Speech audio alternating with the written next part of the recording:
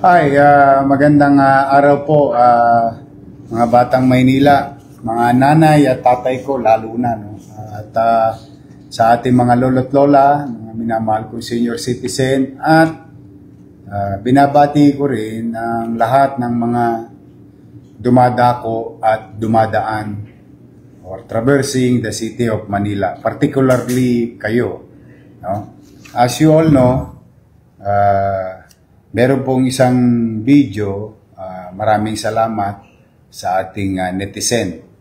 I think he is a vlogger. He or she is a vlogger, no? Ang pangalan niya, Reklamador Vlogger.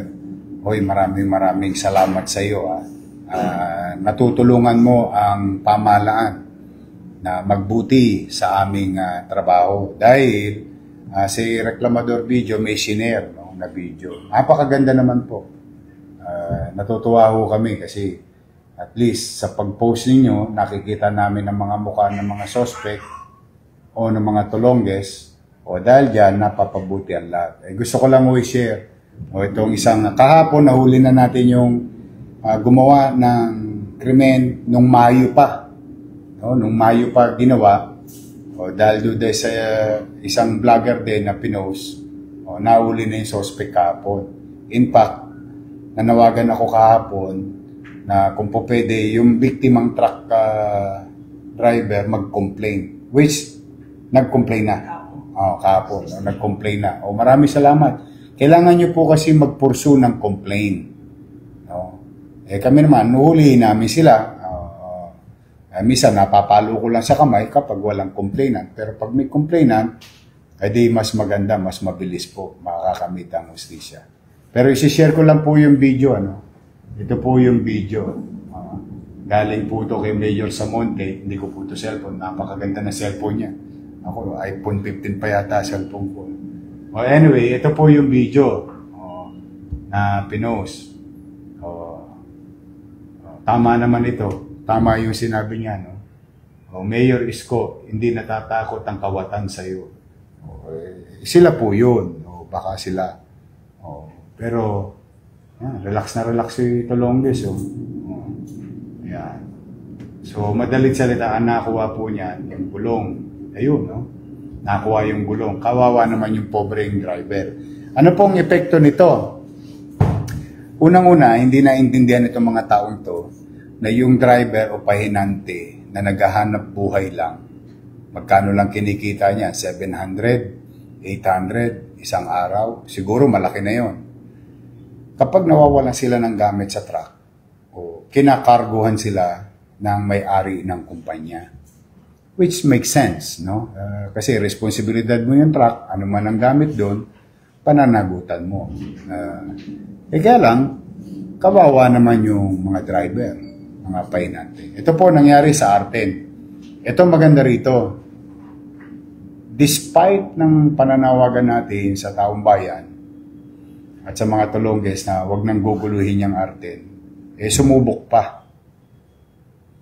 Siguro, gustong testingin ng Manila Police District at ang administrasyon na ito. Okay lang. Sabi ko nga sa kanila, kung meron silang balbon sa dibdib, call naman kami. Wala namang problema. Dahil yun ang gusto nila sa buhay. Gusto ko lang po kayo bigyan ng update, mga kababayan. Pasok mo na nga dito yan. Sino ba yan? Elmer Katuba Tabor alias Chok Chok. Ito yung nasa video. Yun na si Chok Chok. Yung kumuha ng gulong. Ito. Sarap niyong konyata. Ikaw yung nasa video. August 1 po ginawa to. Yan. 40 years old ka na. May pamilya ka. O kita mo. Paano ngayon yung pamilya mo? May anak ka. O kita mo. Mahuhuyo ka. Tapos, paano na yung pamilya mo? Sinabihan ko na kayo, huwag kayong didiskarte sa Arten. Ano na ngayon, galit na ang taong bayan. Binibidyoan na kayo kahit saan. Ang daming camera sa Maynila. Diba? Kayo talaga.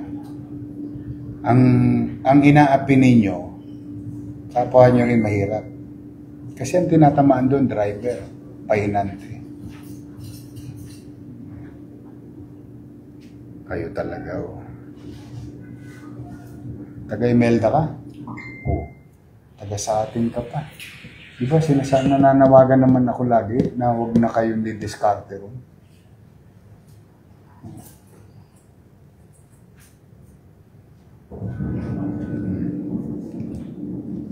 Ito po yun nasa video. Oh. Ito naman, si RJ Alvarez. Oh. Kasama ka rin to, it's.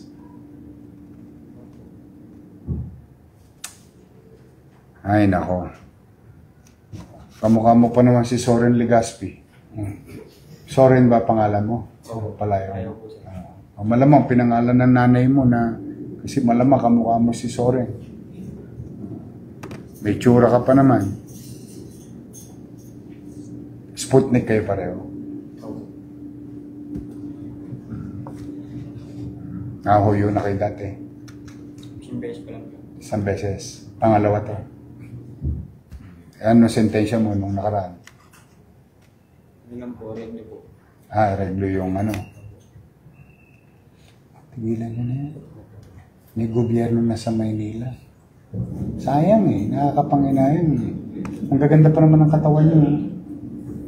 I mean, pwede pa naman dumiskarte sa iba. Pwede ang asset ng pulis to eh. Sa totoo lang. Kung katulad yung ginawa natin mga tolongges, ginawa nating asset. Di ba, lalaki na ng mga bata. Tataba na nga ngayon. Dati, Solvay lang tinitira eh.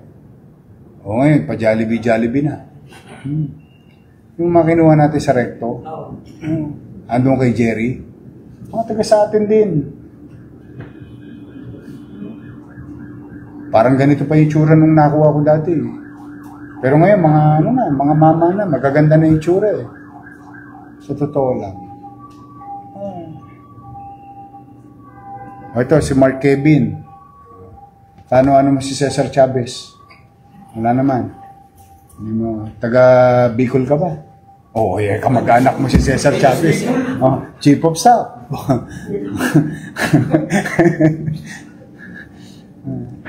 Bicolano ka. Pero lahi mo, Bicol. Ito po, sila po ay lahat na aresto ng MPD-DID Tracker Team 1 and Counterintelligence Security Section under the supervision of Police Lieutenant Colonel Robert B. Sales. Nakita nyo. Paano ngayon yan? Paano ngayon ang pamilya nyo? Mabigat yan. May mga nakuwang baril, kutsilyo. Ay, kayo talaga.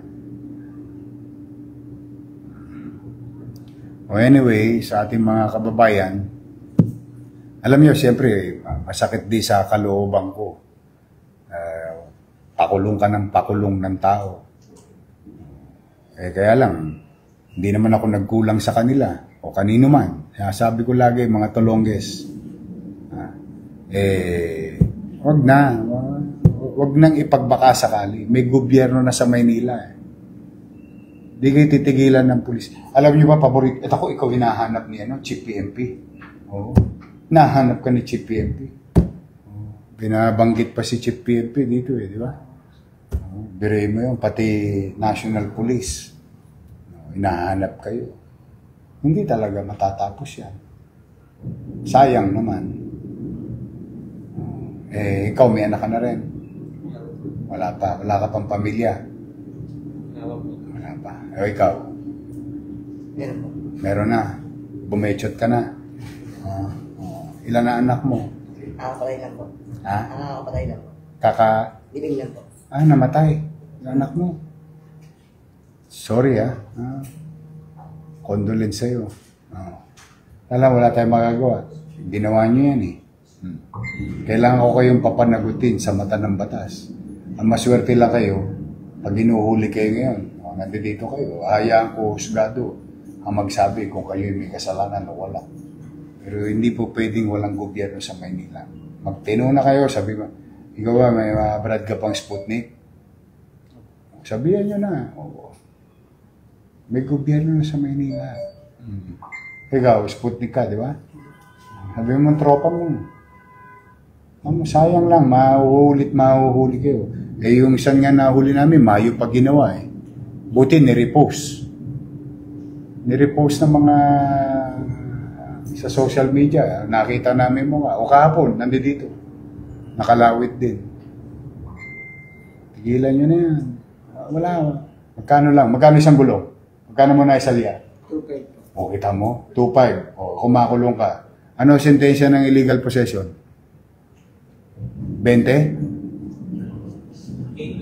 8. 8-12. Minimum 8. Magkano? 2.5. Eh, pagkabalisong, pag kutsilyo, ganun din.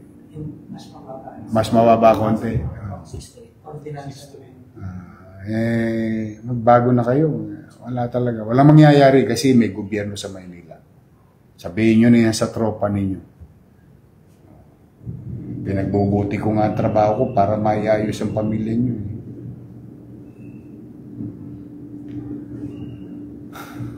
Anyway, sa ating mga kababayan, password.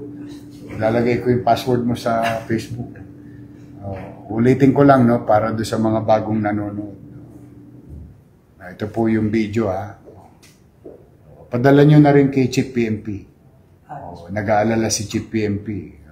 Ito po, August 1. Sa panahon ko, ginawa. Ito na po siya.